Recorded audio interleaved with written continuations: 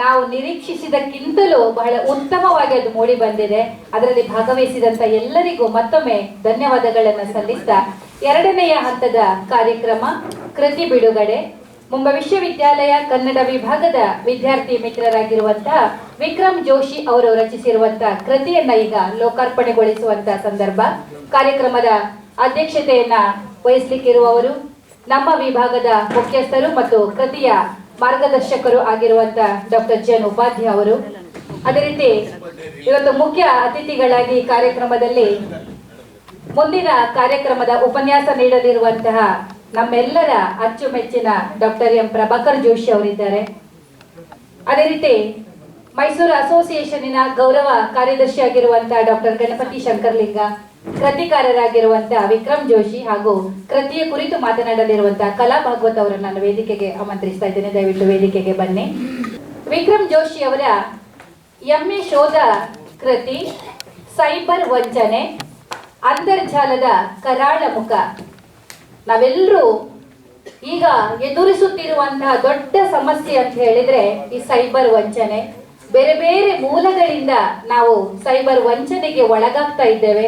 ಅದರ ಕುರಿತು ಸಮಗ್ರವಾಗಿ ಅಧ್ಯಯನವನ್ನ ಮಾಡಿ ವಿಕ್ರಮ್ ಜೋಶಿ ಅವರು ಈ ಒಂದು ಉತ್ತಮವಾದಂತಹ ಕೃತಿಯನ್ನ ರಚಿಸಿದ್ದಾರೆ. ಅವರ ಆ ಕೃತಿ ಇವತ್ತು ಲೋಕಾರ್ಪಣೆಗೊಳ್ಳಿಕ್ಕಿದೆ. ಆರಂಭದಲ್ಲಿ ಈ ಕೃತಿಗೆ ಮಾರ್ಗದರ್ಶನವನ್ನ ಮಾಡಿದಂತಹ, ಈಗ ಮುಂಬೈ ವಿಶ್ವವಿದ್ಯಾಲಯದ ಒಂದು ನಿಯಮದ ಪ್ರಕಾರ ಎಂಎಯಲ್ಲಿಯೇ ವಿದ್ಯಾರ್ಥಿಗಳು ಶೋಧ ಕೃತಿಯನ್ನ ರಚಿಸಬೇಕಾಗಿದೆ. ನಮ್ಮ ಸೌಭಾಗ್ಯವೋ ಅಥವಾ ವಿದ್ಯಾರ್ಥಿಗಳ ಭಾಗ್ಯವೋ, ವಿಶ್ವವಿದ್ಯಾಲಯದಿಂದ ಅವರು ವಿದ್ಯಾರ್ಥಿಗಳಾಗಿ ವಿಶ್ವವಿದ್ಯಾಲಯಕ್ಕೆ ಬಂದಾಗ ಹೊರ ಹೋಗುವಾಗ ಲೇಖಕರಾಗಿ ಅವರ ಕೈಯಲ್ಲಿ ಅವರ ಹೆಸರಿನ ಒಂದು ಪುಸ್ತಕವನ್ನ ಹಿಡಿದುಕೊಂಡು ಹೋಗ್ತಾ ಇರುವಂತದ್ದು ಬಹಳ ಸಂತೋಷದ ಸಂಗತಿ ಮತ್ತು ಸ್ವಾಗತಾರ್ಹ ಬೆಳವಣಿಗೆ ಅಂತ ಹೇಳ್ತಾ ಈ ಕೃತಿಗೆ ಮಾರ್ಗದರ್ಶಕರಾಗಿರುವಂತಹ ಡಾಕ್ಟರ್ ಜನ್ ಉಪಾಧ್ಯಾಯ ಸರ್ ಕೆಲವು ಪ್ರಾಸ್ತಾವಿಕ ನುಡಿಗಳನ್ನ ಆಡಬೇಕು ಅಂತ ಕೇಳಿಕೊಳ್ತಾ ಇದ್ದೇನೆ. ಎಲ್ಲರಿಗೆ ನಮಸ್ಕಾರ. ಯಕ್ಷಗಾನದ ಪರಿಭಾಷೆಯಲ್ಲಿ ಹೇಳೋದಾದ್ರೆ ಬೇರೆ ಬೇರೆ ಪಾತ್ರಗಳನ್ನ ಇವತ್ತು ಮಾಡಬೇಕಾದಂತಹ ಸಂದರ್ಭ ಬಂದಿದೆ. ಕನ್ನಡ ವಿಭಾಗ ಮುಂಬೈ ವಿಶ್ವವಿದ್ಯಾಲಯ, ಮೈಸೂರು ಅಸೋಸಿಯೇಷನ್ ಮುಂಬೈ ಇವರ ಸಂಯುಕ್ತ ಆಶ್ರಯದಲ್ಲಿ ನಡೀತಾ ಇರುವಂತಹ ನಮ್ಮ ವಿಭಾಗದ ಹೆಮ್ಮೆಯ ವಿದ್ಯಾರ್ಥಿ ವಿಕ್ರಮ್ ಜೋಶಿ ಅವರ ಚೊಚ್ಚಲ ಕೃತಿ ಇದೀಗ ಬಿಡುಗಡೆಯನ್ನು ಕಾಣ್ತಾ ಇದೆ. ಅಭಿಮಾನ ಪಡುವಂತಹ ಸಂಗತಿ.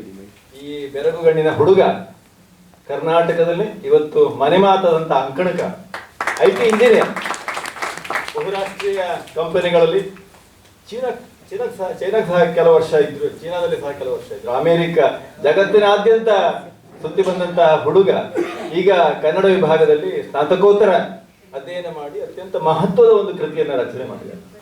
ನಮ್ಮಲ್ಲಿ ನ್ಯಾಷನಲ್ ಎಜುಕೇಶನ್ ಪಾಲಿಸಿ ಅಂತ ಅದು ಜಾರಿಗೆ ಬಂದಿರುವುದರಿಂದ ಕಳೆದ ಒಂದು 4-5 ವರ್ಷಗಳಲ್ಲಿ ಸುಮಾರು 15 ಮಂದಿ ವಿದ್ಯಾರ್ಥಿಗಳು ಲೇಖಕರಾಗಿ ಹರಡಿದ್ದಾರೆ. ಇದು ಬಹಳ ಬಹಳ ಅಭಿಮಾನ ಪಡುವಂತಹ ಸಂಗತಿ. ಹಾಗಾಗಿ ಗೆಳೆಯ ವಿಕ್ರಮ್ ಅವರ ಚೊಚ್ಚಲ ಕೃತಿ ಇವತ್ತು ಮೈಸೂರು ಅಸೋಸಿಯೇಷನ್ ಅಲ್ಲಿ ಬಿಡುಗಡೆ ಆಗ್ತಾ ಇರುವಂತಹದ್ದು ಅಭಿಮಾನ ಪಡುವಂತಹ ಒಂದು ಸಂಗತಿ. ಇವತ್ತಿನ ಈ ಕೃತಿ ಬಿಡುಗಡೆ ಕಾರ್ಯಕ್ರಮಕ್ಕೆ ಗೆಳೆಯ ತಂತ್ರಜ್ಞಾನ ಕ್ಷೇತ್ರದಲ್ಲಿ, ವಿಶೇಷವಾಗಿ ವಿಜ್ಞಾನ ತಂತ್ರಜ್ಞಾನ ಕ್ಷೇತ್ರದಲ್ಲಿ ಕೆಲಸವನ್ನು ಮಾಡ್ತಾ ಇರುವಂತಹ ನಮ್ಮ ಡಾಕ್ಟರ್ ಗಣಪತಿ ಶಂಕರ್ಲಿಂಗ ಅವರು ಬಂದಿದ್ದಾರೆ. ಅವರನ್ನ ವಿಭಾಗದ ಪರವಾಗಿ, ಅಸೋಸಿಯೇಷನ್ ಪರವಾಗಿ ಪ್ರೀತಿಯಿಂದ ಸ್ವಾಗತಿಸ್ತಾ ಇದ್ದೀನಿ. ಇವತ್ತಿನ ಸರ್ವಾಧ್ಯಕ್ಷರು ಅಂತ ಹೇಳ್ಬೋದು ನಾಡಿನ ಹಿರಿಯ ಶ್ರೀಮಂತ ಕಲಾವಿದರಾಗಿರುವಂತಹ ಡಾಕ್ಟರ್ ಪ್ರಭಾಕರ ಜೋಶಿ ಅವರಿದ್ದಾರೆ.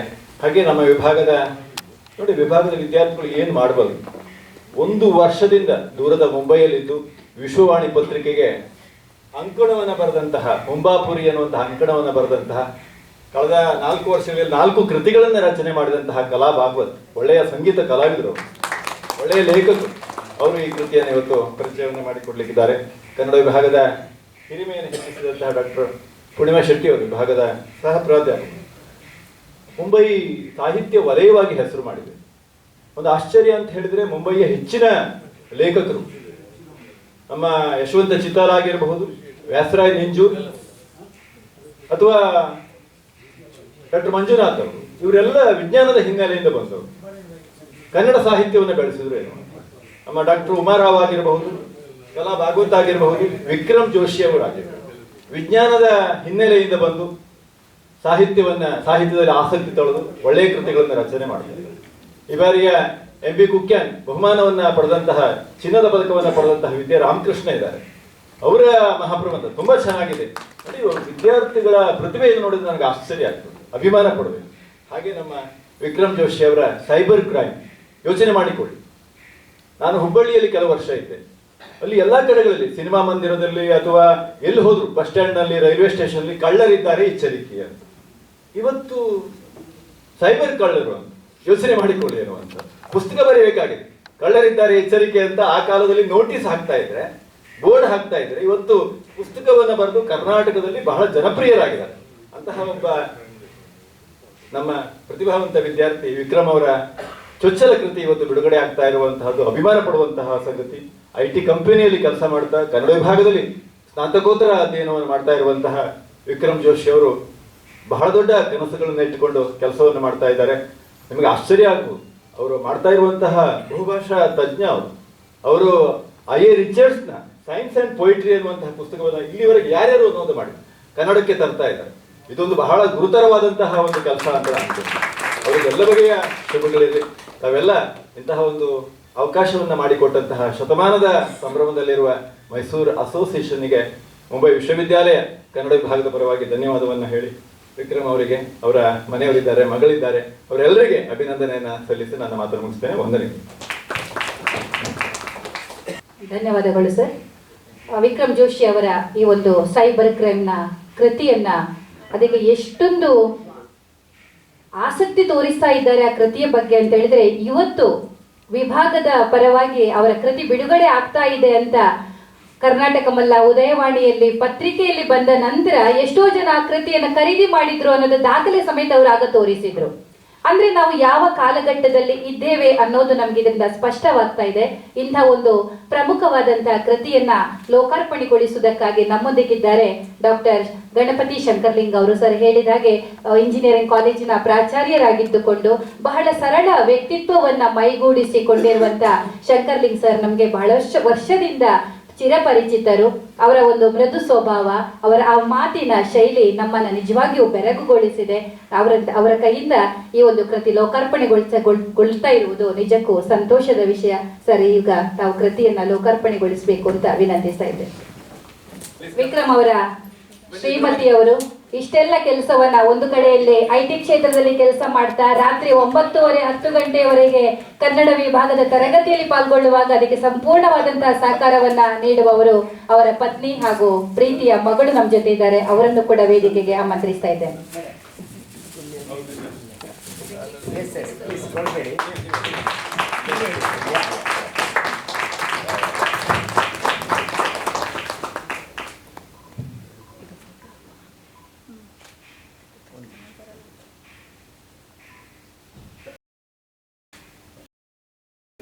ಧನ್ಯವಾದಗಳು.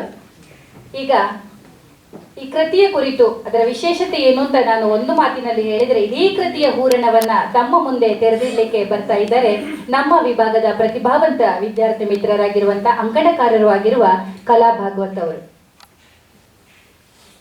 ಜೋಶಿದ್ವಯರ ಸಮಾಗಮ ತಾಳಕ್ಕೆ ತಕ್ಕ ಮೇಳಬೇಕು ಎನ್ನುವಂಥದ್ದಿದೆ.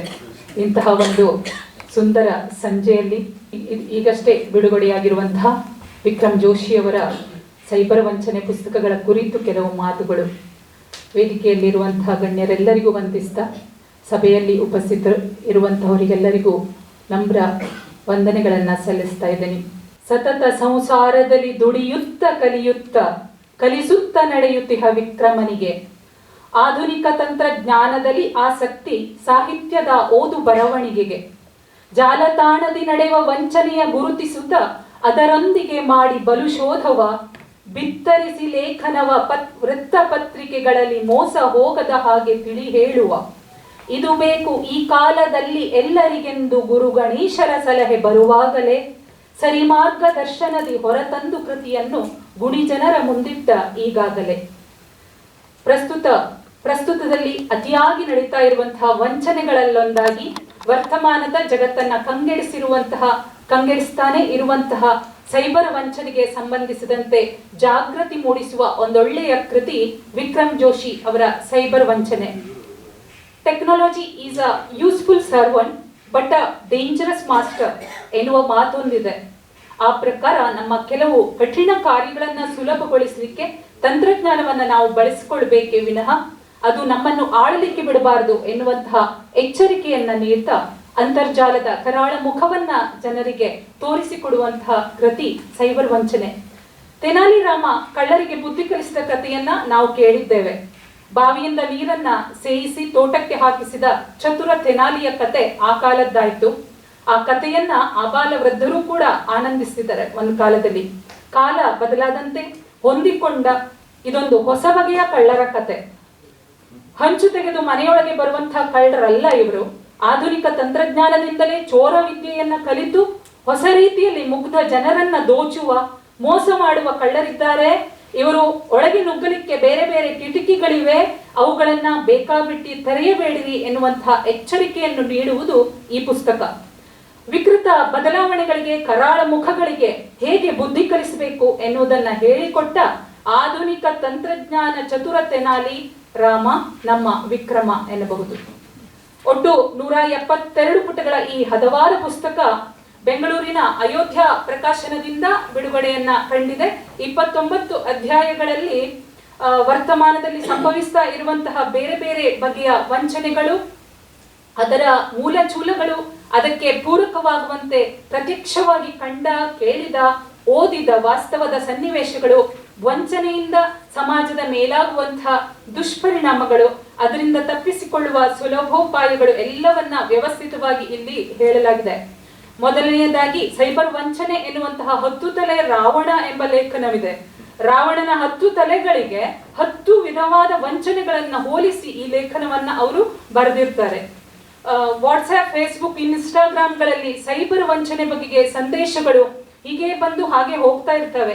ಇನ್ಯಾವುದೋ ಗಳಿಗೆಯಲ್ಲಿ ನಮಗೆ ವಂಚಕರ ಕರೆ ಬಂದಾಗ ಅದು ವಂಚನೆ ಎಂದು ತಿಳಿಯುವುದರೊಳಗೆ ನಾವು ಮೋಸ ಹೋಗಿರ್ತೇವೆ. ಈ 10 ತಲೆಯ ರಾವಣನನ್ನ ಅರ್ಥ ಮಾಡಿಕೊಳ್ಳಲಿಕ್ಕೆ ನಮಗೆ 10 ತಲೆ ಬೇಡ, ಇದು ಒಂದೇ ಪುಸ್ತಕ ಸಾಕು. ಬೇರೆ ಬೇರೆ ಕೊಂಡಿಗಳ ಮೂಲಕವೋ ವೈಯಕ್ತಿಕ ಹಾಗೂ ಸಾಮೂಹಿಕವಾದ ನಕಲಿ ಇಮೇಲ್ಗಳನ್ನು ಕಳಿಸುವುದರ ಮೂಲಕವೋ ವಂಚಕರು ಒಂದು ವ್ಯವಸ್ಥೆಯನ್ನೇ ವಶಪಡಿಸಿಕೊಳ್ಳುವಂತಹ ವಂಚನೆಯ ಕುರಿತು ಓದುವಾಗ ವಿಚಿತ್ರವಾದ ಚೋರರು ಎಂಥ ವಿದ್ಯಾಪ್ರವೀಣರು ಎನ್ನುವುದು ಎನಿಸಿಬಿಡುತ್ತೆ ನಮಗೆ. ಸೈಬರ್ ಬೆದರಿಕೆ ಹಾಕುವಂಥದ್ದು, ಬ್ಲೂ ವೇಲ್ ಎನ್ನುವಂತಹ ಆತ್ಮಘಾತುಕ ಆಟ ಆಡಿಸುವಂಥದ್ದು, ಸಾವಿನ ಕಡೆ ಹೆಜ್ಜೆ ಹಾಕಿಸುವಂತಹ ಆನ್ಲೈನ್ ಆಟದ ಮಾರುಕಟ್ಟೆ, ಪಬ್ಜಿ ಆಡ್ತಾ ಆದ ಪ್ರೇಮಾಂಕುರ, ಡೇಟಿಂಗ್ ಆಪ್ಗಳಿಂದ ಆಗುವಂತಹ ಅವಾಂತರಗಳು, ಆನ್ಲೈನ್ ಜೂಜಾಟ, ಕ್ರಿಪ್ಟೋ ಕರೆನ್ಸಿಯ ಇಂದಾದ ತಾಪತ್ರಯ, ವರ್ಕ್ ಫ್ರಮ್ ಹೋಮ್, ಅಬ್ಬಬ್ಬ ನೋಡಿ ಇದರಲ್ಲೂ ಏನೋ ವಂಚನೆ ನಡೆಯುತ್ತಂತೆ ಅವ್ರು ಹೇಳ್ತಾರೆ. ಆನ್ಲೈನ್ ಮಾರುಕಟ್ಟೆಯಲ್ಲಿ ಉತ್ಪನ್ನಗಳ ಕುರಿತು ನಮ್ಮ ಅನಿಸಿಕೆಯನ್ನ ನಾವು ಬರೆಯೋದಿರುತ್ತಲ್ಲ, ಅದರಲ್ಲೂ ವಂಚನೆ ನಡೆಯುತ್ತದಂತೆ. Online trading, TikTok, instant loan, OTP ವಂಚನೆ, ನಕಲಿ ಸಿಮ್, ಒಂದೇ ಎರಡೇ ಅವೆಲ್ಲವರ ಹೊರತಾಗಿ ಗ್ರಾಹಕರ ಸೇವಾ ನಂಬರ್ ಅಂತ ಒಂದು ಕೊಟ್ಟಿರ್ತಾರೆ ನಮ್ಗೆ, ಅದರಲ್ಲೂ ಕೂಡ ನಕಲಿ ಇರ್ತದೆ ಅಂತ ಅವರು ಎಲ್ಲವನ್ನ ಕುಲಂಕಷವಾಗಿ ಅದನ್ನ ಶೋಧಿಸಿಕೊಂಡು ನಮ್ಮ ಮುಂದೆ ತೆರೆದಿಡ್ತಾರೆ. ಹಲವಾರು ವಿಧಗಳಲ್ಲಿ ವಂಚಕರು ಕಲಿಯುವಂತಹ ಚೋರ ವಿದ್ಯೆಗಳನ್ನೆಲ್ಲ ತಾಳ್ಮೆಯಿಂದ ಅಭ್ಯಾಸ ಮಾಡಿ ಬ್ರಹ್ಮರಾಕ್ಷಸ ಇತ್ಯಾದಿ ಹೆಸರುಗಳಿಂದ ಅವರನ್ನೆಲ್ಲ ಕರೆದು ಜನರಿಗೆ ಬಚಾವಾಗಲು ತಿಳಿಸಿ ಹೇಳುವಂತಹ ಜವಾಬ್ದಾರಿಯನ್ನ ಒಬ್ಬ ತಂತ್ರಜ್ಞಾನ ಪರಿಣಿತನಾಗಿ ವಿಕ್ರಮ್ ಜೋಶಿ ಅವರು ಮಾಡಿರ್ತಾರೆ. ಕೊನೆಯದಾಗಿ ಸೋಷಿಯಲ್ ಮೀಡಿಯಾ ಎನ್ನುವಂತಹ ಹೊಸ ಸಮಾಜ ಎನ್ನುವ ಲೇಖನ ಬಹಳ ಸೊಗಸಾಗಿ ವಾಸ್ತವವನ್ನ ತೆರೆದಿಟ್ಟಿದೆ.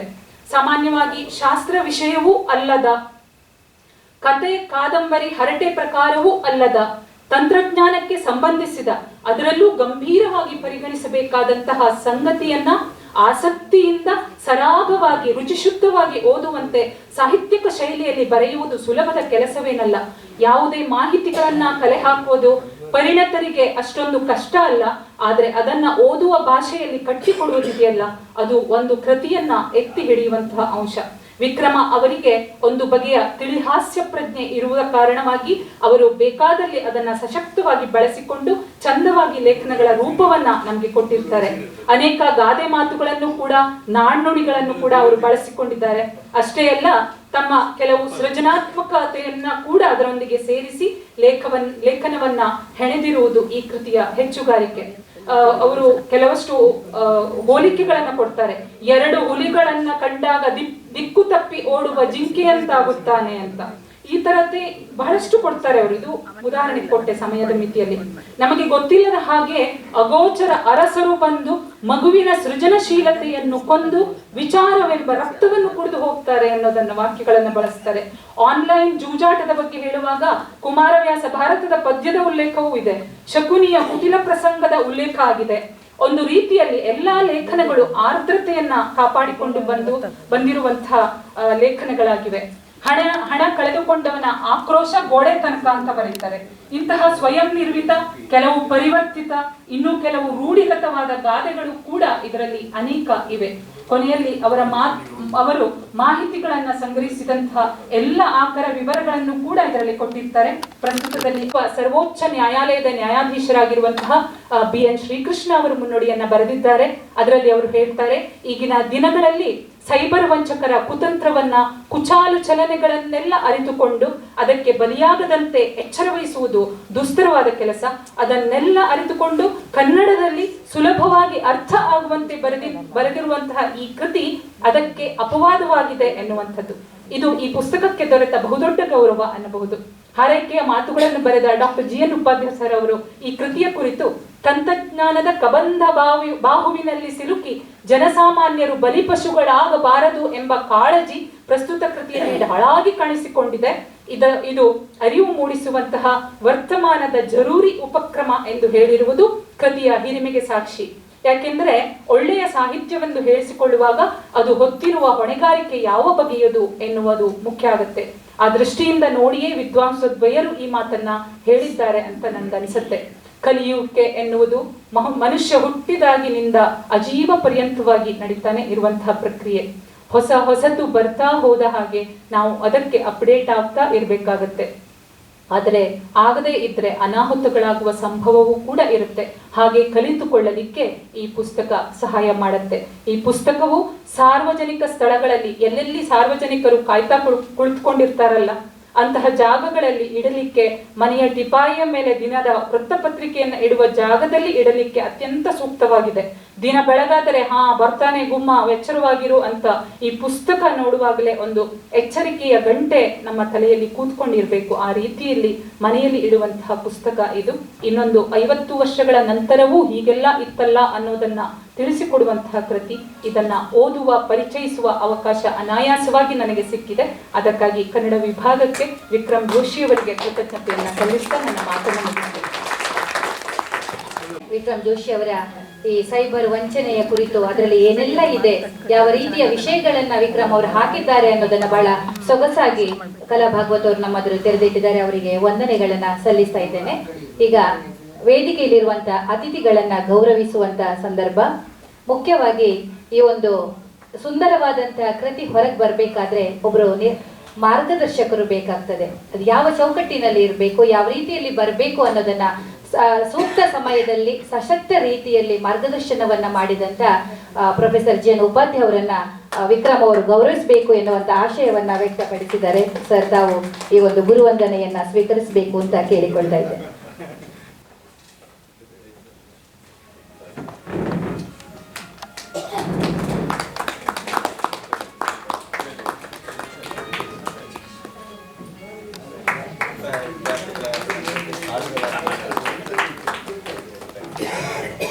ಸರ್ ಯಾವತ್ತೂ ಹೇಳುವುದಿದೆ, ನನ್ನ ವಿದ್ಯಾರ್ಥಿಗಳಂತವರ ಸಂತತಿ ಸಾವಿರವಾಗ್ಲಿ ಅಂತ. ಅದರಲ್ಲೇ ತಿಳಿತದೆ ಅವರಿಗೆ ವಿದ್ಯಾರ್ಥಿಗಳ ಮೇಲಿರುವಂತ ಪ್ರೀತಿ, ಅಭಿಮಾನ ಯಾವ ರೀತಿಯದ್ದು ಅನ್ನುವಂಥದ್ದು. ಅದೇ ರೀತಿ ಈ ಕೃತಿಯನ್ನ ಲೋಕಾರ್ಪಣೆಗೊಳಿಸಬೇಕು ಅಂತ ಕೇಳಿಕೊಂಡಾಗ ಬಹಳ ಪ್ರೀತಿಯಿಂದ ಒಪ್ಪಿಕೊಂಡಂತಹ ಡಾಕ್ಟರ್ ಗಣಪತಿ ಶಂಕರ್ಲಿಂಗ ಅವರನ್ನ ವಿಕ್ರಮ್ ಅವರು ಗೌರವಿಸಬೇಕು ಅಂತ ಕೇಳಿಕೊಳ್ತಾ ಇದ್ದೇನೆ.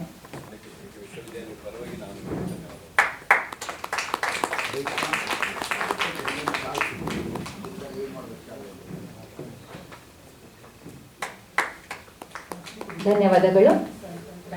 ಈ ವೇದಿಕೆಗೊಂದು ಕೃತಿ ಬಿಡುಗಡೆಯ ವೇದಿಕೆಗೊಂದು ಶೋಭೆಯನ್ನ ನೀಡಿದಂತಹ ಡಾಕ್ಟರ್ M ಪ್ರಭಾಕರ್ ಜೋಶಿ ಅವರನ್ನು ಕೂಡ ವಿಕ್ರಮ್ ಅವರು ಗೌರವಿಸಬೇಕು ಅಂತ ಕೇಳಿಕೊಳ್ತಾ ಇದ್ದೇನೆ.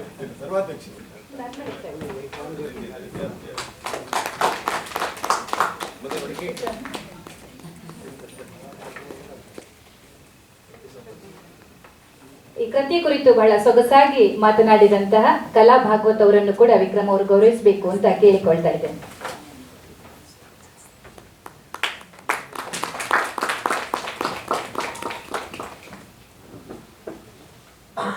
ಮುಂದೆ ಉಪನ್ಯಾಸ ನಡೀಲಿಕ್ಕಿದೆ. ನಾವು ಸಮಯವನ್ನ ವ್ಯರ್ಥ ಮಾಡುವುದಿಲ್ಲ. ನೇರವಾಗಿ ಈ ಕಾರ್ಯಕ್ರಮವನ್ನು ಅತ್ಯಂತ ಸೊಗಸಾಗಿ ನಡೆಸಿಕೊಟ್ಟಂತಹ ಪೂರ್ಣಿಮಾ ಶೆಟ್ಟಿ ಅವರ ವಿಭಾಗದ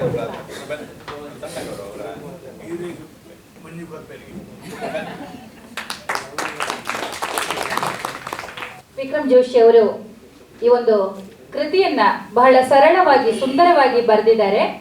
ಎಲ್ರಿಗೂ ಇದು ಆನ್ಲೈನ್ ಮೂಲಕ ಲಭ್ಯ ಇದೆ. ಪ್ರತಿಯೊಬ್ಬರು ಖರೀದಿ ಮಾಡಲೇಬೇಕು. ಕಲಾ ಅವ್ರು ಹೇಳಿದಾಗೆ ನಮ್ಮ ಟೇಬಲ್ ಎದುರಿನಲ್ಲಿ ಇರಬೇಕಾದಂತ ಪುಸ್ತಕ. ಅವರ ಉದ್ದೇಶವೂ ಅಷ್ಟೇ, ಯಾರು ಕೂಡ ಸೈಬರ್ ವಂಚನೆಗೆ ಒಳಗಾಗಬಾರ್ದು, ಎಲ್ಲರಲ್ಲಿ ಒಂದು ಎಚ್ಚರಿಕೆಯನ್ನ ಮೂಡಿಸುವಂತ ಕೆಲಸವನ್ನ ಈ ಕೃತಿಯ ಮೂಲಕ ಅವರು ಮಾಡಿದ್ದಾರೆ. ವಿಕ್ರಮ್ ಜೋಶಿ ಅವರು ತಮ್ಮ ಜೊತೆ ಆ ಕುರಿತು ಕೆಲವು ಮಾತುಗಳನ್ನ ಆಡ್ಲಿಕ್ಕಿದ್ದಾರೆ. ದಯವಿಟ್ಟು ಈ ವೇದಿಕೆಯನ್ನ ತಮಗಾಗಿ ತೆರವು ಮಾಡಿಕೊಡ್ತಾ ಇದ್ದೇನೆ. ಸರ್ವೇಭ್ಯೋ ನಮಸ್ಕಾರ. ಈ ಕಾರ್ಯಕ್ರಮದ ಅಧ್ಯಕ್ಷತೆಯನ್ನು ವಹಿಸಿಕೊಂಡಿರುವ ನಮ್ಮ ಗುರುಗಳಾದ ಉಪಾಧ್ಯಾಯ ಸರ್ ಅವರೇ, ಮುಖ್ಯ ಅತಿಥಿಗಳಾದ ಪ್ರಭಾಕರ್ ಜೋಶಿ ಅವರೇ, ಕೃತಿ ಬಿಡುಗಡೆ ಮಾಡಿರುವ ಡಾಕ್ಟರ್ ಗಣಪತಿ ಶಂಕರಲಿಂಗ ಅವರೇ, ನಿಮಗೆ ಅನಂತ ಧನ್ಯವಾದಗಳು. ಕೃತಿ ಪರಿಚಯವನ್ನು ಅತ್ಯುತ್ತಮವಾಗಿ ಮಾಡಿಕೊಟ್ಟ ಶ್ರೀಮತಿ ಕಲಾಭಾವತ್ ಅವರಿಗೂ ವಂದನೆಗಳು. ಕಾರ್ಯಕ್ರಮದ ನಿರೂಪಣೆಯ ಜವಾಬ್ದಾರಿಯನ್ನು ಹೊತ್ತ ಡಾಕ್ಟರ್ ಪೂರ್ಣಿಮಾ ಮೇಡಮ್ ಅವರಿಗೂ ನಮನಗಳು. ಈ ಕಾರ್ಯಕ್ರಮಕ್ಕೆ ಬಂದ ತಮ್ಮೆಲ್ಲರಿಗೂ ವಂದನೆಗಳು. ಫಸ್ಟ್ ಆಫ್ ಆಲ್, ಸೈಬರ್ ವಂಚನೆ ಎನ್ನುವುದು ನಮಗೆ ಹೊಸದಲ್ಲ. ಇಂದು ಬೆಳಗ್ಗೆ ನನ್ನ ನ್ಯೂಸ್ ಬಂದಿತ್ತು, ಅಂದರೆ ಬುಕ್ ಲಾಂಚ್ ಆಗ್ತಿದೆ ಅಂತೇಳಿ. ನನ್ನ ಫ್ರೆಂಡ್ ಒಬ್ಬರು ವಾಟ್ಸಪ್ ಕಳಿಸಿದ್ರು ನನಗೆ. ಲಾಸ್ಟ್ ವೀಕ್ ಅಷ್ಟೇ ನಾನು 21,000 ರೂಪಾಯಿ ಕಳ್ಕೊಂಡಿದ್ದೆ ಅಂತೇಳಿ. ಅವ್ರನ್ನ ರಿಪ್ಲೈ ಮಾಡಿದೆ, ನನ್ನ ಪುಸ್ತಕ ಓದಿಲ್ವಾ ನೀವು ಅಂತೇಳಿ. ಸೊ ಇಲ್ಲಿ ಇರುವ ಪ್ರತಿಯೊಬ್ಬರೂ ಕೂಡ ಒಂದಲ್ಲ ಒಂದು ರೀತಿಯಿಂದ ಸೈಬರ್ ವಂಚನೆಗಳು ಅದರ ಅನುಭವ ಮಾಡಿರುತ್ತಾರೆ. ಒಂದು ಲೆಕ್ಕಾಚಾರದ ಪ್ರಕಾರ ನಮ್ಮ ದೇಶದಲ್ಲಿ ಪ್ರತಿ ತಾಸಿಗೆ 50 ಸೈಬರ್ ವಂಚನೆ ಆಗುತ್ತದೆ. 5,000ದಿಂದ ಹಿಡಿದು 5 ಕೋಟಿಯ ತನಕ ಈ ಸೈಬರ್ ವಂಚನೆಯ ಮೌಲ್ಯ ನಡೆಯುತ್ತದೆ. ಕೇವಲ ಧನಹಾನಿಯಲ್ಲ, ಮನಹಾನಿಯೂ ನಡೆಯುತ್ತದೆ. ಇವತ್ತು ಸೈಬರ್ ವಂಚನೆಯಿಂದ ದೂರ ಹೋಗುತ್ತೇವೆ ಎನ್ನುವುದು ಮೊಬೈಲ್ ಬಳಸದೇ ಇಲ್ಲದ ಜಾಗಕ್ಕೆ ಹೋಗಬೇಕು ಎಂದಂತೆ. ಅದು ಬಹುಶಃ ಭೂಮಿಯ ಮೇಲೆ ಇಲ್ಲ. ಹಾಗಿರುವಾಗ ಸಂತೆಯೊಳಗೊಂದು ಮನೆಯ ಮಾಡಿ ಶಬ್ದಕ್ಕೆ ನಾಚಿದರೆಂತೇನಯ್ಯ. ಮೊಬೈಲ್ ಅನ್ನು ಕಿಸೆಯಲ್ಲಿ ಮಡಗಿ ವಂಚನೆಗೆ ಅಂಜಿದೊಡೆ ಏನಯ್ಯ. ವ್ಯವಹಾರ ಮಾಡುವಾಗ ಸೈಬರ್ ವಂಚನೆ ಆದೊಡೆ ಧೃತಿಗೆಡದೆ ದಾರಿ ತಪ್ಪದೆ 1930 ಒತ್ತಯ್ಯ. ಈ ನಂಬರ್ ನೆನಪಿಟ್ಕೊಳ್ಬೇಕು, 1930. ಈ ಪುಸ್ತಕ ಬರೆಯಲು ಏನು ಕಾರಣ? ನಮ್ಮ ಸಮಾಜದಲ್ಲಿ ಆಗುತ್ತಿರುವ ಸೈಬರ್ ವಂಚನೆಗಳ ಕುರಿತು ಎಚ್ಚರಿಸುತ್ತಾ ನಾನು ಬರೆಯುತ್ತಾ ಹೋದೆ. ಅದು ಒಂದು ಕಥೆಯಾಗಿ ಒಂದು ರೂಪುಗೊಂಡಿದೆ. ಈ ಕಥೆಯ ಈ ವಿಷಯವನ್ನ ಯಾವ ರೂಪದಲ್ಲಿ ಬರೆಯಬೇಕು ಅಂದಾಗ, ಆ ಪ್ರಶ್ನೆ ಬಂದಾಗ ನನಗೆ ನೆರವಾಗಿದ್ದು ಉಪಾಧ್ಯಾಯರು, ಕನ್ನಡ ವಿಭಾಗ, ಮುಂಬೈ ವಿಶ್ವವಿದ್ಯಾಲಯ. ಇದರಲ್ಲಿ ಸಾಹಿತ್ಯವನ್ನು ತರಲು ಪ್ರಯತ್ನಿಸಿದ್ದೇನೆ. ಪ್ರಚಲಿತ ವಿದ್ಯಮಾನವಿದೆ ಹಾಗೂ ತಂತ್ರಜ್ಞಾನವಿದೆ. ಈ ಮೂರರ ಬೆರಕೆ ಇದು ಅಥವಾ ಕಾಂಬಿನೇಷನ್. ಇದಕ್ಕೆ ಒಂದು ರೂಪ ನೀಡಲಾಗಿದೆ. ಕೇವಲ ಒಂದು ಬಿಡಿ ಲೇಖನಗಳನ್ನಾಗಿ ಮಾಡಿದ್ದರೆ ಎಲ್ಲೋ ಕಳೆದು ಹೋಗುತ್ತಿತ್ತು. ಆದರೆ ಇಂದು ಕನ್ನಡದಲ್ಲಿ ಸೈಬರ್ ವಂಚನೆಯ ಕುರಿತಾದ ಒಂದು ಮಾಹಿತಿ ಬೇಕು ಎಂದರೆ ನಿಮಗೆ ಈ ಪುಸ್ತಕದಲ್ಲಿ ಸಿಗುತ್ತದೆ. ಈ ಪುಸ್ತಕ ಬರೆಯಲು ಇನ್ನೊಂದು ಕಾರಣವೆಂದರೆ ಸಾಮಾನ್ಯ ಜನರಿಗೆ ಸೈಬರ್ ವಂಚನೆಯ ಕುರಿತು ಕನ್ನಡದಲ್ಲಿ ಸರಿಯಾದ ಮಾಹಿತಿಗಳೇ ಇಲ್ಲ. ಕಲಿತವರು ಗೂಗಲ್ ಮಾಡಿ ಹೇಗಾದರೂ ತಿಳಿದುಕೊಳ್ಳುತ್ತಾರೆ. ಆದರೆ ಹಳ್ಳಿಯಲ್ಲಿರುವವರಿಗೆ, ಇಂಗ್ಲಿಷ್ ಚೆನ್ನಾಗಿ ಬರದೇ ಇರುವವರಿಗೆ ಗೂಗಲ್ನಲ್ಲಿ ಹುಡುಕಿ ಒಂದು ಮಾಹಿತಿಯನ್ನು ಒಟ್ಟುಗೂಡಿಸುವುದು ಸುಲಭವಲ್ಲ. ಈ ಹಿನ್ನೆಲೆಯಲ್ಲಿ ಜನಸಾಮಾನ್ಯರಿಗೂ ಕನ್ನಡದ ಮೂಲಕ ಸೈಬರ್ ವಂಚನೆಯ ಕುರಿತು ಮಾಹಿತಿ ಸಿಗಲಿ ಎಂದು ಆ ಆಶಯದ ಮೇಲೆ ಈ ವಿಷಯದ ಕುರಿತು ಆಳವಾಗಿ ಸಂಶೋಧನೆ ಮಾಡಿ ತಂತ್ರಜ್ಞಾನದ ಜಟಿಲತೆಯನ್ನು ಬೆರೆಸದೆ ಆದಷ್ಟು ಸರಳವಾಗಿ ಜನರಿಗೆ ಅರಿವಾಗುವ ಹಾಗೆ ಬರೆಯುವ ಪ್ರಯತ್ನ ಪಟ್ಟಿದ್ದೇನೆ. ಈ ವಿಷಯದ ಕುರಿತು ಅಧ್ಯಯನ ಮಾಡುವುದೇ ಕಷ್ಟ. ಯಾಕೆಂದರೆ ಪ್ರೈಮರಿ ರಿಸರ್ಚ್ ಅಂತ ಹೇಳ್ತಾರಲ್ಲ, ಅದು ಮಾಡಲು ನಾನು ಪೊಲೀಸ್ ಅಲ್ಲ ಅಥವಾ ಸೈಬರ್ ಎಕ್ಸ್ಪರ್ಟ್ ಅಲ್ಲ. ಸೆಕೆಂಡರಿ ರಿಸರ್ಚ್ ನಲ್ಲಿ ನಿಮಗೆಲ್ಲ ಮಾಹಿತಿಯನ್ನು ಸಿಗುವುದಿಲ್ಲ. So I adapted hybrid approach. ಅಂದರೆ ಪ್ರೈಮರಿ ರಿಸರ್ಚ್ ತರ ಆಗಿ ಯಾರು ಸೈಬರ್ ವಂಚನೆಗೆ ಒಳಪಟ್ಟಿದ್ದಾರೋ ಅವರ ಬಗ್ಗೆ ಮಾಹಿತಿ ಸಿಕ್ಕಾಗ ಅವರೊಡನೆ ಹೋಗಿ ಸಂವಾದ ಮಾಡಿ ಅದನ್ನು ಅರ್ಥ ಮಾಡಿಕೊಂಡೆ. ಸೆಕೆಂಡರಿ ರಿಸರ್ಚ್ ಅಂತ ಹೇಳಿ ರಿಪೋರ್ಟ್ ಏನು ಬರುತ್ತೆ, ಮೆನಿ ಟೈಮ್ಸ್ ಕೆಲವರು ಸೋಷಿಯಲ್ ಮೀಡಿಯಾದಲ್ಲಿ ಶೇರ್ ಮಾಡ್ಕೋತಾರೆ, ನ್ಯೂಸ್ ಪೇಪರ್ ಬರುತ್ತೆ, ಅದರ ಮೂಲಕ ಮಾಹಿತಿಯನ್ನು ಕಲೆಕ್ಟ್ ಮಾಡಿದೆ. ಎಲ್ಲದಕ್ಕಿಂತ ಹೆಚ್ಚು ನನಗೆ ಬಹಳ ಮಂದಿ ತಮ್ಮ ಸಮಸ್ಯೆಗಳನ್ನ ನನ್ನ ಫೇಸ್ಬುಕ್ ಅಲ್ಲಿ, ವಾಟ್ಸಪ್ ಅಲ್ಲಿ ಶೇರ್ ಮಾಡ್ಕೊಂಡ್ರು. ಇದಕ್ಕೆ ಏನ್ ಮಾಡಬೇಕು, ಇದು ಹೇಗೆ ನಾನು ಸಾಲ್ವ್ ಮಾಡಲಿ, ಅವರಿಗೆ ಸಮಸ್ಯೆಗಳನ್ನ ಸಾಲ್ವ್ ಮಾಡ್ತಾ ಮಾಡ್ತಾ ಹೋಗಿ ಅದೇ ಒಂದು ಲೇಖನ ಆಯಿತು. ಸೊ ಈ ಪುಸ್ತಕದಲ್ಲಿ ಇರುವ 28ಕ್ಕೂ ಹೆಚ್ಚು ಲೇಖನಗಳಿಗೆ ಪ್ರತಿಯೊಂದಕ್ಕೂ ಅದರದ್ದೇ ಆದ ಸಂಶೋಧನೆ, ಹಿನ್ನೆಲೆ ಹಾಗೂ ವಿವರಣೆಗಳಿವೆ. ಹಾಗೆಯೇ ಈ ಬ್ಲೂ ವೇಲ್ ಅಂತ ಒಂದು 6-8 ವರ್ಷ ಹಿಂದೆ ಒಂದು ಭಯಾನಕ ಪರಿಸ್ಥಿತಿ ಆಗಿತ್ತು. ಮಕ್ಕಳು ಆತ್ಮಹತ್ಯೆ ಮಾಡ್ಕೊಳ್ಳೋದು, ಬ್ಲೂ ವೇಲ್ ಗೇಮ್ ತರ. ಈಗ ಬಹಳಷ್ಟು ಮಂದಿ ಮರ್ತಿದ್ದಾರೆ ಅದನ್ನ. It can come any time. So ಈ ಬ್ಲೂ ವೇಲ್ ತರ ಒಂದು ಭಯಾನಕ ಕೃತ್ಯಗಳು ಜನರ ಮರೆವಿನಿಂದ ಅಳಿಸದೇ ಇರಲಿ ಎಂದು ಹಳೆಯದಾದರೂ ಈ ಪುಸ್ತಕದಲ್ಲಿ ವಿಶೇಷವಾಗಿ ನಾನು ಇಟ್ಟಿದ್ದೇನೆ. ಈ ಪುಸ್ತಕದಲ್ಲಿನ ಲೇಖನಗಳನ್ನು ಬರೆಯುವಾಗ ನನಗೆ ಸಿಕ್ಕ ನೆರವುಗಳನ್ನು ಪಟ್ಟಿ ಮಾಡುತ್ತಾ ಹೋದರೆ ಅದೇ ಒಂದು ದೊಡ್ಡ ಪುಸ್ತಕವಾಗಬಹುದು. ಸಂಕ್ಷಿಪ್ತವಾಗಿ ಹೇಳಬೇಕು ಎಂದರೆ, ಇದನ್ನು ಸಂಶೋಧನಾ ಪ್ರಬಂಧವಾಗಿ ಬರೆಯುತ್ತೇನೆ ಎಂದಾಗ ಅದಕ್ಕೆ ಒಪ್ಪಿಗೆ ನೀಡಿದವರು ಉಪಾಧ್ಯಾಯ ಸರ್. ಅದಕ್ಕೆ ಹೇಗೆ ಅದನ್ನು ಒಂದು ರೂಪ ಕೊಡಬಹುದು, ಹೇಗೆ ಸಂಶೋಧನೆ ಮಾಡಬಹುದು ಎಂದು ನೋಡಿ ವಿಚಾರ ಮಾಡಿ. ನಾನು ಟೆಕ್ನಾಲಜಿ, ನಾನು ಕೆಲಸ ಮಾಡೋದು IT ಇಂಡಸ್ಟ್ರಿ, ನಾನು ಓದ್ತಿರೋದು Kannada. So sir research help ಮಾಡ್ತಾರೆ. You can imagine how things go around. So ಅವರಿಗೆ ನಾನು ಮತ್ತೊಂದು ಧನ್ಯವಾದಗಳನ್ನು ಅರ್ಪಿಸ್ತೇನೆ. ವಿಜ್ಞಾನದಲ್ಲಿ ಪ್ರಯೋಗವಿಲ್ಲದೆ ಏನೂ ಸಾಧ್ಯವಿಲ್ಲ. Experiment is a must. So ನಾನು ಹೇಗೆ ಎಕ್ಸ್ಪೆರಿಮೆಂಟ್ ಮಾಡಿದೆ, ಪ್ರತಿಯೊಂದು ಲೇಖನವನ್ನು ನಾನು ವಿವಿಧ ಪತ್ರಿಕೆಗಳಿಗೆ ಕಳಿಸ್ತಾ ಇದ್ದೆ. ಅಲ್ಲಿಂದ ಜನರ ಫೀಡ್ಬ್ಯಾಕ್ ಬರ್ತಾ ಇತ್ತು. ಅವ್ರ ಫೀಡ್ಬ್ಯಾಕ್ ಇಂದ ನಾನು ಅದನ್ನ ಚೇಂಜ್ ಮಾಡಿಕೊಂಡು ಯಾವ ತರ ಬೇಕು ಅದನ್ನ ಪರಿಶೀಲನೆ ಮಾಡಿ ಅದನ್ನು ಅಳವಡಿಸಿದ್ದೇನೆ. ಹೀಗಾಗಿ ಇದಕ್ಕೆ ಸಹಾಯ ಮಾಡಿದ ಅನೇಕ ಕನ್ನಡ ಪತ್ರಿಕೆಗಳು, ವಿಶ್ವವಾಣಿ, ವಿಕ್ರಮ, ಹೊಸ ದಿಗಂತ, ವಿಜಯ ಕರ್ನಾಟಕ, ಈ ಎಲ್ಲ ದಿನಪತ್ರಿಕೆಗಳ ಸಂಪಾದಕೀಯ ಮಂಡಳಿಗೆ ಆಭಾರಿಯಾಗಿದ್ದೇನೆ. ಮನೆ, ಮಡದಿ, ಮಗಳು, ಇವರ ಸಹಾಯ ಇಲ್ಲದೆ it is impossible. So I thank them a lot. Thank you so much.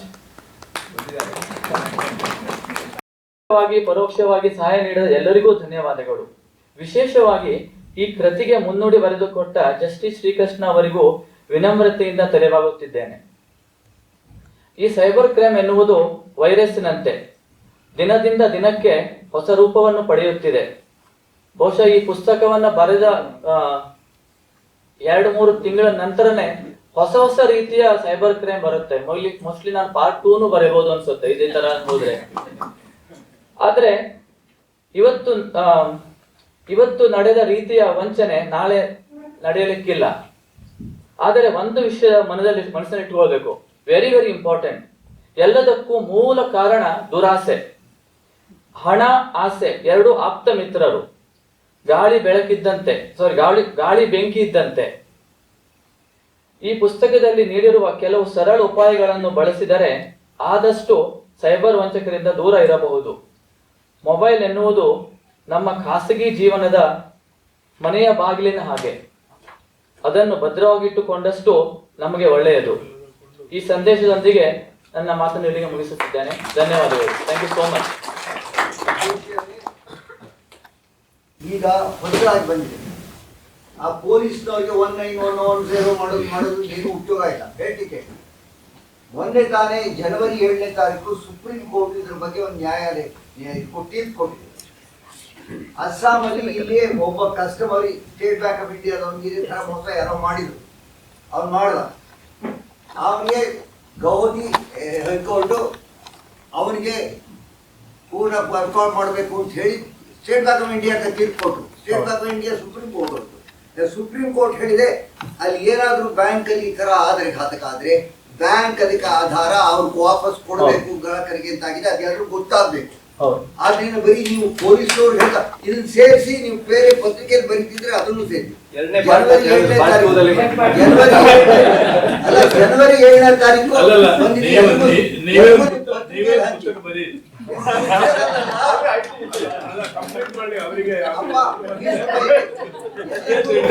ಎಲ್ಲರಿಗೂ ಮಾಹಿತಿ ಕೊಡ್ಲಿ ಅಂತ ಹೇಳ್ತಾರೆ. ಎಲ್ರಿಗೂ ಮಾಹಿತಿ ಸಿಕ್ಕರೆ ನಿಮಗೇನು ಕಟ್ಟ ಅವ್ರು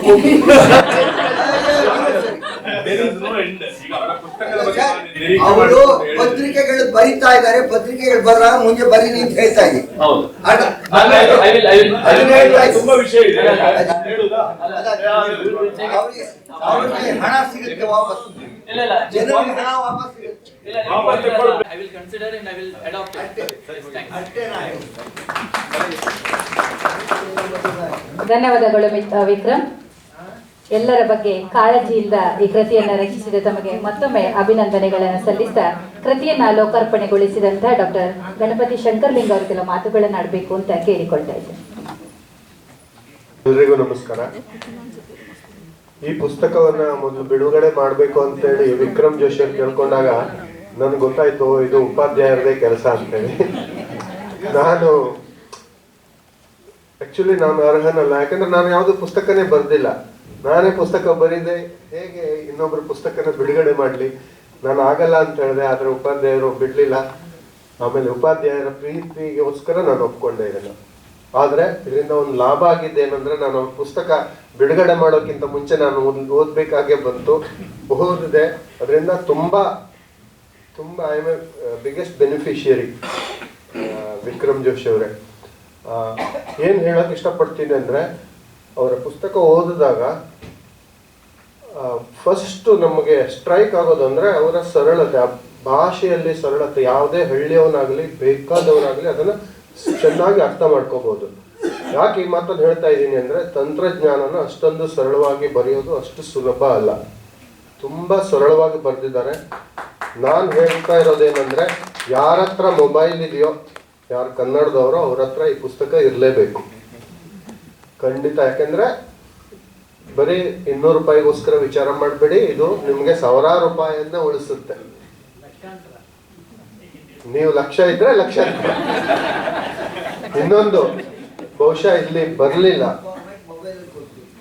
ಇನ್ನೊಂದು ಬಹಳ ಮುಖ್ಯವಾದ ವಿಚಾರವನ್ನು ಅವರು ಬರೆದಿದ್ದಾರೆ. ಮಕ್ಕಳನ್ನ ಹೇಗೆ ನಾವು ಈ ಮೊಬೈಲ್ ಹಾವಳಿಯಿಂದ ಉಳಿಸ್ಬೇಕು ಅನ್ನೋದನ್ನ ತುಂಬಾ ಚೆನ್ನಾಗಿ ಬರೆದಿದ್ದಾರೆ. ಅದು ಬಹುಶಃ ಇಲ್ಲಿ ಯಾವುದೇ ಇದ್ರಲ್ಲಿ ಬಂದಿಲ್ಲ. ಹಾಗಾಗಿ ನಾನು ಹೇಳ್ತಾ ಇದ್ದೇನೆ, ಯಾರಿಗೆ ಮಕ್ಕಳಿದಾರೋ ಮೊಮ್ಮಕ್ಕಳಿದಾರೋ ಅವರೂ ಸಹ ಇದನ್ನ ಖಂಡಿತವಾಗ್ಲೂ ಓದಬೇಕು, ಮಕ್ಕಳನ್ನ ಹೇಗೆ ಉಳಿಸ್ಬೋದು ಅಂತೇಳಿ. ಇನ್ನೊಂದು ನನಗೆ ಅತ್ಯಂತ ಖುಷಿ ಕೊಟ್ಟ ವಿಚಾರ ಅಂದ್ರೆ, ಉಪಾಧ್ಯಾಯರು ಹೇಳಿದ್ರು ಬಹಳಷ್ಟು ವಿಜ್ಞಾನಿಗಳು ತಂತ್ರಜ್ಞಾನಿಗಳು ಎಲ್ಲ ಸಾಹಿತಿಗಳಾಗಿದ್ದಾರೆ ಅಂತೇಳಿ. ಹೌದು, ಆಗಿದ್ದಾರೆ. ಆದರೆ ಅವರು ಸಾಹಿತ್ಯವನ್ನ ತಂತ್ರಜ್ಞಾನದಲ್ಲಿ ಬರ್ದಿಲ್ಲ, ಬಹಳ ಕಡಿಮೆ ಜನ ಬರೆದಿದ್ದಾರೆ. ವಿಕ್ರಮ್ ಜೋಶಿ ಅವರು ಅದನ್ನ ಮಾಡಿದ್ದಾರೆ. ಅದು ತುಂಬಾ ಕಷ್ಟದ ಕೆಲಸ. ಹಾಗಾಗಿ ಈ ತರ ಉಪಾಧ್ಯಾಯರು ಹೇಳಿದಾಗ ಈ ಸಂತತಿ ಸಾವಿರಾರು ಬೆಳಿಬೇಕು. ಯಾಕೆಂದ್ರೆ ಮನೆಗೆ ತಂತ್ರಜ್ಞಾನ ತಲುಪಬೇಕು ಅಂತ ನಾನು ಹೇಳ್ತೀನಿ. ಇನ್ನೊಂದು, ಎಲ್ಲರೂ ಸಜೆಷನ್ ಕೊಟ್ರು, ನಾನು ಒಂದು ಸಜೆಷನ್ ಕೊಡ್ತೀನಿ ವಿಕ್ರಮ್ ಜೋಶಿ ಅವರಿಗೆ. ಹೌದು, ವಂಚನೆ ಬಗ್ಗೆ ತುಂಬ ಚೆನ್ನಾಗಿ ಬರೆದಿದ್ದೀರಾ, ಇನ್ನೂ ಬರೀತೀರಾ. ಅದೇ ಅಲ್ಲದೆ ಈ ಮೊಬೈಲಲ್ಲಿ ಇನ್ನೂ ಅನೇಕ ಉಪಯುಕ್ತ ವಿಷಯಗಳಿದೆ, ಅದನ್ನು ಸಹ ತಿಳಿಸಿದ್ರೆ ಮೊಬೈಲನ್ನು ಹೇಗೆ ಸದುಪಯೋಗ ಪಡಿಸ್ಕೋಬಹುದು ಅನ್ನೋದು ಗೊತ್ತಾಗುತ್ತೆ. ಅದನ್ನು ಬಹುಶಃ ನೀವು ಕನ್ಸಿಡರ್ ಮಾಡ್ಬೋದೇನೋ ಅಂತ ಹೇಳಿ ಒಂದೆರಡು ಮಾತು ಮುಗಿಸ್ತೀನಿ. ಧನ್ಯವಾದ. ಧನ್ಯವಾದಗಳು ಸರ್. ಪ್ರತಿಯೊಂದು ವಿಷಯದಲ್ಲೂ ಒಂದು ಸದುಪಯೋಗ ಇದ್ರೆ ಇನ್ನೊಂದು ದುರುಪಯೋಗ ಇರ್ತದೆ. ಮೊಬೈಲಲ್ಲಿ ಕೂಡ ಹಾಗೆ. ಈಗ ಮೊಬೈಲ್ ಇಲ್ಲದವರು ಯಾರೂ ಇಲ್ಲ. ಬಹಳಷ್ಟು ದುರುಪಯೋಗಗಳು ಆಗ್ತವೆ. ನಾವು ಆಗ ದಾರಿಯಲ್ಲಿ ಬರುವಾಗ AI ಬಗ್ಗೆ ಕೂಡ ಮಾತಾಡಿದ್ವಿ. ಅದರಿಂದ ಎಷ್ಟು ಸದುಪಯೋಗ ಇದೆ, ಅದರಿಂದ ಏನೆಲ್ಲ ದುರುಪಯೋಗಗಳು ಆಗ್ತಾ ಇವೆ ಅನ್ನೋದನ್ನ ಒಂದು ಒಳ್ಳೆಯ ಚರ್ಚೆ ದಾರಿಯುದ್ದಕ್ಕೂ ನಾವು ಸರ್, ನಾನು, ವಿಕ್ರಮ್ ಎಲ್ಲ ಮಾಡ್ಕೊಂಡು ಬಂದ್ವಿ. ಅದರಿಂದ ಯಾವುದು ನಮಗೆ ಬೇಕೋ ಅದನ್ನ ಮಾತ್ರ ಸ್ವೀಕರಿಸುವಂತ ಹೇಳ್ತಾ ಈ ಒಂದು ಕೃತಿ ಬಿಡುಗಡೆ ಕಾರ್ಯಕ್ರಮವನ್ನ ಇಲ್ಲಿಗೆ ಮುಕ್ತಾಯಗೊಳಿಸ್ತಾ ಇದ್ದೇವೆ. ಈಗ ಸ್ವಲ್ಪ ಹೊಟ್ಟೆಗೆ ಹಾಕೊಳ್ಳೋಣ, ಚಹಾ ತಿಂಡಿಯ ವ್ಯವಸ್ಥೆ ಇದೆ. ಅನಂತರ ಡಾಕ್ಟರ್ ಜೋಶಿ ಸರ್